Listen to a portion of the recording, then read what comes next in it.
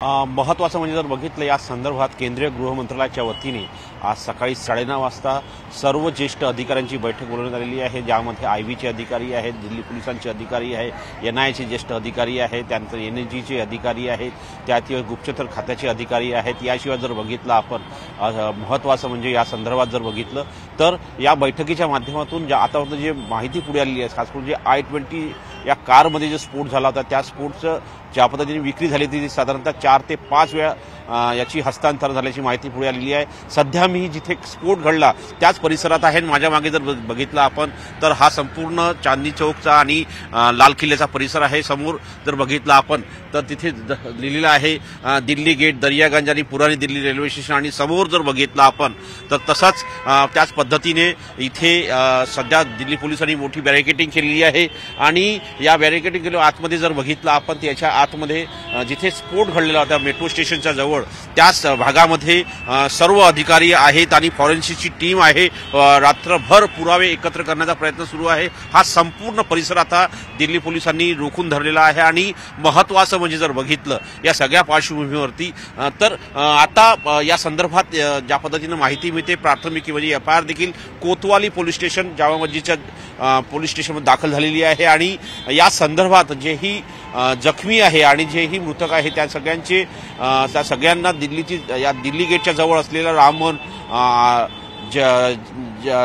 रुग्णालय आहे त्या रुग्णालयात दाखल करण्यात आलेलं आहे, RML रुग्णालयात दाखल करण्यात आलेलं आहे आणि सोबतच या संदर्भातले अतिरिक्त पुरावे कसे एकत्र करता येईल CCTVचं फुटेज पुढे आलेलं आहे। ज्या I-20 गाडीमध्ये जो ताहीर आहे त्याचा संबंध आलेला आहे त्याच्याशी त्या भागामध्ये कशा पद्धतीनं तो इथे प्रवेश केला होता, त्यांनी कशा पद्धतीने त्याला स्फोटकं मिळाली या संदर्भातली देखील चौकशी सध्या सुरू केली जात आहे। आणि या संपूर्ण परिसरामध्ये जर बघितलं तर ज्या पद्धतीनं माहिती मिळते इथे घटनास्थळावरती डॉक्टर आणि पोलीस अधिकारी देखील NIचे अधिकारी देखील दाखल होताना आपल्याला पाहायला मिळतंय आणि सोबतच प्रत्येक गाडी इथे तपासून पाठवली जात असल्याची माहिती आहे।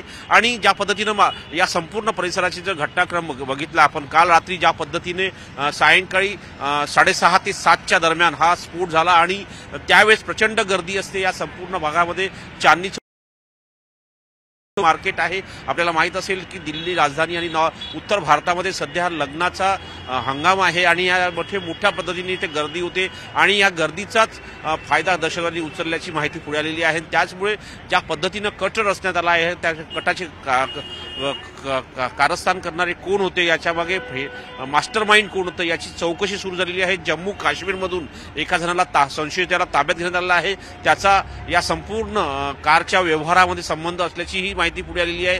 त्याच्याकडून कसून चौकशी केली जात आहे। सोबतच जेही पुरावे मिळाले आहेत त्या पुराव्यांच्या आधारावरती संपूर्ण कशा पद्धतीने हा कट रचला त्याची रचना करण्यामध्ये सध्या दिल्ली पोलिसांची क्राईम ब्रँचची टीम जी आहे ती इथे व्यस्त असल्याची माहिती पुढे आलेली आहे। दिल्ली पोलीस कमिशनरांनी देखील घटनास्थळाची पाहणी केलेली आहे। त्यानंतर केंद्रीय गृहमंत्री यांनी रुग्णालयात जाऊन जखमींची विचारपूस केली।